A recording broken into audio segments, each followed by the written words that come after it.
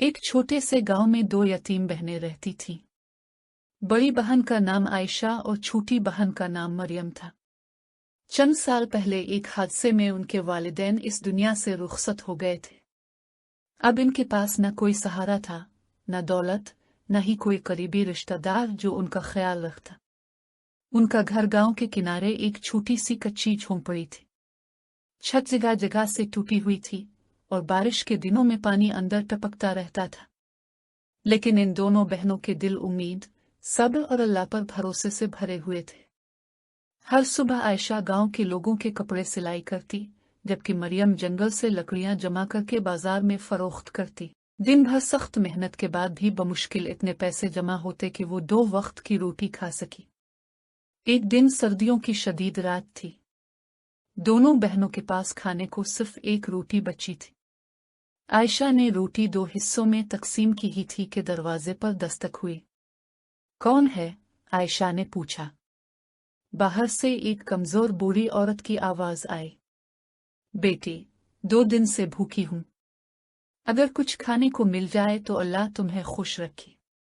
आयशा ने एक लम्हा भी सोचे बगैर पूरी रोटी इस बूढ़ी औरत के हाथ में रख दी। मरियम ने हैरत से पूछा, बाजी, अब हम क्या खाएंगे? आयशा ने मुस्कुराकर जवाब दिया, अल्लाह के रास्ते में दिया हुआ कभी ज़ाय नहीं जाता, वो जरूर हमारे लिए कोई रास्ता निकालेगा। बूढ़ी औरत की आंखों में आंसू आ गए।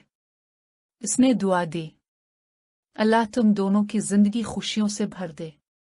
अगली सुबह जब दोनों बहनें सोकर उठी तो झोंपड़ी के बाहर एक थैला रखा था। इसमें आटा, चावल, दाल, तेल और कुछ फल मौजूद थे। साथ एक पर्ची भी थी जिस पर लिखा था, जो दूसरों की भूख मिटाता है, अल्लाह उसकी जरूरत पूरी करता है। दोनों हैरान रह गई। उन्हें मालूम न हो सका कि यह सब किसने रखा था। चंद दिन बाद गांव में ऐलान हुआ कि एक अमीर ताजिर अपनी नई सिलाई की दुकान के लिए एक ईमानदार कारीगर तलाश कर रहा है। आयशा ने हिम्मत करके वहां जाने का फैसला किया। ताजिर ने इससे कहा, मैंने तुम्हारी ईमानदारी के बारे में बहुत सुना है। अगर तुम मेहनत से काम करोगी तो ये दुकान तुम्हारे हवाले होगी। आयशा ने पूरी लगन से काम शुरू कर दिया। इसकी खूबसूरत सिलाई और खुश अखलाकी ने जल्द ही पूरे इलाके में उसका नाम मशहूर कर दिया। उधर मरियम ने सोचा कि वो सिर्फ लकड़ियां बेचने के बजाय कुछ नया करे। उसने जंगल से जंगली फूल जमा किए, इनके खूबसूरत गुलदस्ते बनाए और बाजार में फरोख्त करने लगी।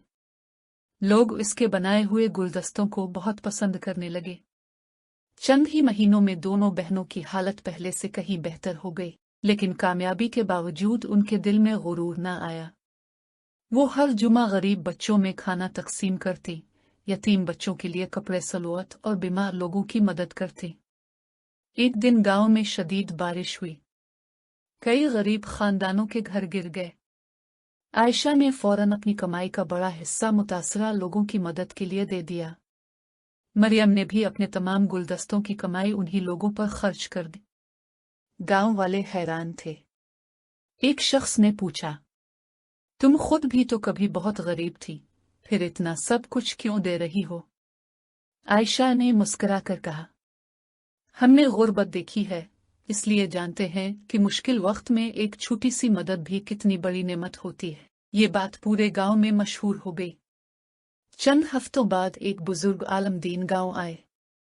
उन्होंने दोनों बहनों की खिदमत, ईमानदारी और सखावत के बारे में सुना तो उनसे मिलने पहुंचे।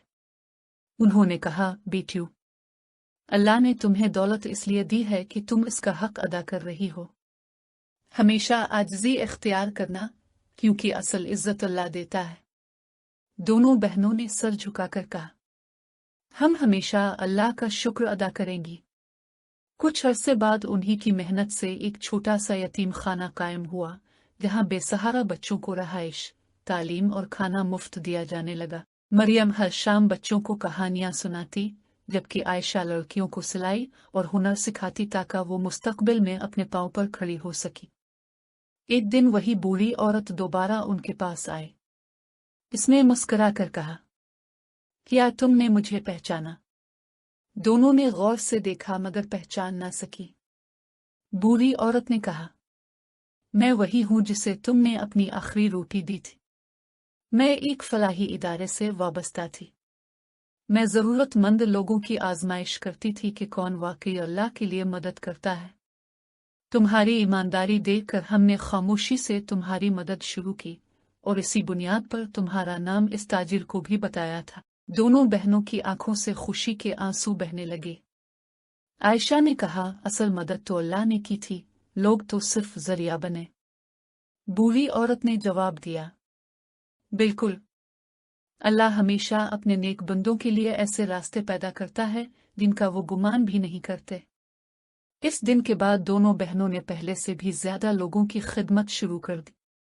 ان کا یتیم خانہ پورے علاقے میں مشہور ہو گیا، جہاں ہر بچہ محبت، عزت اور امید کے ساتھ زندگی گزارنے لگا۔ لوگ دور دور سے آ کر ان سے ملتے اور ان کی کہانی سن کر یہ سبق سیکھتے کہ زندگی کی مشکلات انسان کو توڑنے کے لیے نہیں بلکہ اسے مضبوط بنانے کے لیے آتی ہے۔ سبق: یتیموں کی مدد کرنا بہت بڑی نیکی ہے۔ صبر، محنت اور اللہ پر بھروسہ کبھی ضائع نہیں جاتا۔